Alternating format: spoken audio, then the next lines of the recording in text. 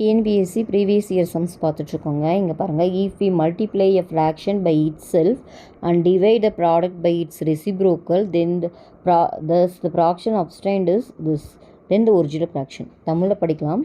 ஒரு பின்னத்தை அதே பின்னத்தால் பெருக்கி, இப்போ ஏதாவது ஒரு பின்னம் அப்போ தெரியாது இல்லையா, அதை நான் அந்த பின்னத்தை எக்ஸ்ன்னு எடுத்துக்கிறேன். ஒரு பின்னத்தை அதே பின்னத்தால் பெருக்கி, அப்போது அதேனா எக்ஸ் பை ஒய்யாலேயே பெருக்கிக்கிறாங்க. ஓகேவா? பெருக்கி அதன் பெருக்குத்தொகை, இப்போ பெருக்குத்தொகைன்னா என்ன, இது ரெண்டையும் மல்டிப்ளை பண்ணால் என்ன வரும், x square divided by y ஸ்கொயர்னு வரும். கரெக்டாக அந்த பெருக்குத்தொகையை ப்ராடக்டை தான் பை இட்ஸ் ரெசிப்ரோக்கல், அதே மாதிரி பெருக்குத்தொகையை பின்னத்தின் தலைகீழியால், அப்போ அந்த பின்னத்தின் தலைகீழியால் வகுக்கணுமா, வகுக்கணுன்னா தலைகீழி என்ன, எக்ஸ் பையோட தலைகீழி ஒய் பை எக்ஸால் வகுக்கணும். கிளியராக இதால் வகுக்க சொல்கிறாங்க. அந்த மாதிரி வகுத்துட்டா அந்த அந்த என்ன தலைகீழாக வகுக்கக்கூடிய பின்னம் வந்து கொடுத்துருக்காங்க. என்னென்னா 18, 26, 27. ஓகேவா? இதுதான் ஆன்சராக. இது இந்த மாதிரி பண்ணால் இவ்வளோ வரும்னு சொல்கிறாங்க. இப்போ இந்த எக்ஸ் பை ஒய் என்னன்னு கேட்குறாங்க. இப்போ நம்ம போடலாமா?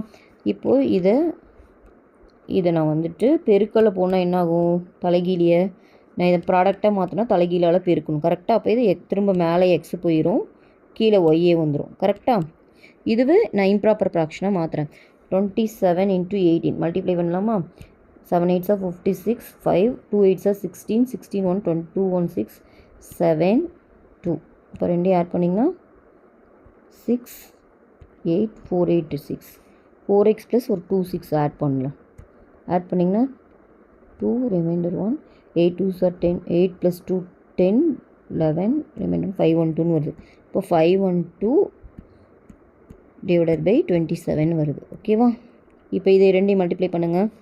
இப்போ எக்ஸ் ஸ்கொயர் இங்கே இப்படி இருக்குது, அப்போ நான் இது எக்ஸ் க்யூப்னு எழுதலாமா? எக்ஸ் க்யூபு கீழே ஒய் ஸ்கொயர் இன்ட்டு ஒய் க்யூப்னு நான் எழுதலாம். இது வந்து பாருங்கள் 512 வந்து பார்த்திங்கன்னா 8 க்யூபு, இது வந்து பார்த்திங்கன்னா 3 க்யூபு. கரெக்டாக 3 க்யூபு. அப்போ என்ன இதை எழுதுகிறேன், x by y the whole cube which is equal to 8/3 the whole க்யூப்னு எழுதலாமா?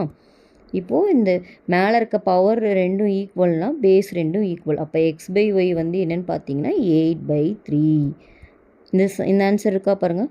ஸோ அவங்க வந்துட்டு இம்ப்ராப்பர் ஃப்ராக்ஷனில் கொடுத்துருக்காங்க. அப்போ இது எப்படி எழுதலாம், 3ஆல் டிவைட் பண்ணிங்கன்னா 2 2/3. செக் பண்ணி பாருங்கள். 2 3s are 6, 6 + 2 8/3ன்னு வருதுங்களா? அப்போ ஆன்சர் பார்த்தீங்கன்னா 2 2/3. இப்போ இது சி தான் இதோட ஆன்சர். கிளியரா? தேங்க்யூ.